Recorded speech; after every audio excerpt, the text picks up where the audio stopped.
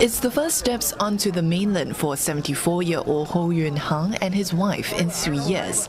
They arrived from Hong Kong at the Futian checkpoint in southern China's Shenzhen city, one of the border crossings between the mainland and the special administrative region that reopened on January 8, this after being shut since the COVID-19 pandemic hit.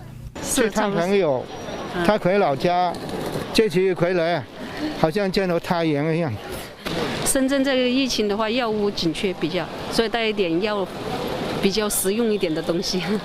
The trip was booked by their daughter once she heard news of the reopening and the scrapping of quarantine requirements. The 24-year-old, who studies on the mainland in Chongqing, had been in Hong Kong at the time, her first trip back since the pandemic began. 春节是打算回深圳这边的家，然后待一下见一见家人，然后再见一见朋友，之后再回香港去看演唱会。 It was also an emotional moment for 37-year-old Huang Wenjing, who took time off work to travel to Hong Kong. It's been a year since the mother of three has seen her husband and eldest daughter. 很激动，很开心，很久没有看到了。 Businesses too have welcomed the reopening. We've been here at the Futian checkpoint for some time now, and what we've seen is a constant stream of people heading in and out of the terminal, headed to Hong Kong and arriving here in Shenzhen. But while this area is now coming back to life once again, I'm also told that the crowd and the people flows have not exactly returned to pre-pandemic times just yet. Over 230 million trips were made between the mainland and Hong Kong prior to the pandemic in 2019. But now only 7 of 14 checkpoints are in operation.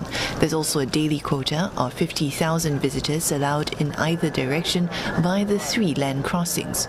Travelers, in addition, have to produce a 48-hour negative COVID test result.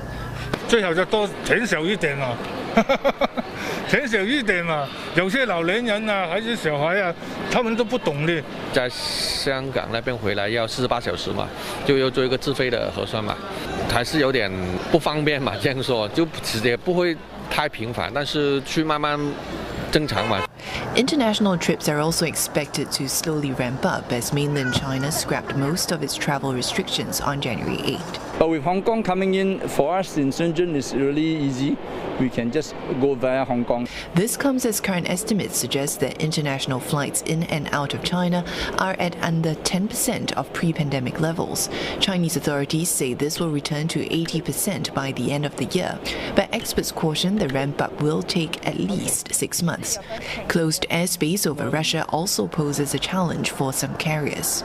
The number of issues that they need to go through and to overcome will be more also in terms of logistics, in terms of labor, which I don't think there's really such an issue for them because it's a huge country. They have the people who and the skill set to deal with it. But there's a chain within the airline aviation industry that needs to be reorganized again post-COVID because nothing's the same anymore.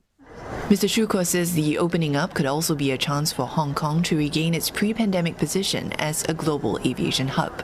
Air China is a major shareholder in Cathay Pacific. I'm sure they are talking about how they can work together to resume flying at a pace where not just foreigners, but people within, especially the southern part of China, that are closest to Hong Kong can benefit from that. The International Air Transport Association has criticized countries that have imposed testing requirements and other measures on Chinese travelers, at the same time calling on China to remove the need for a pre-departure COVID test for inbound travelers. Olivia Xiong, CNA, Shenzhen.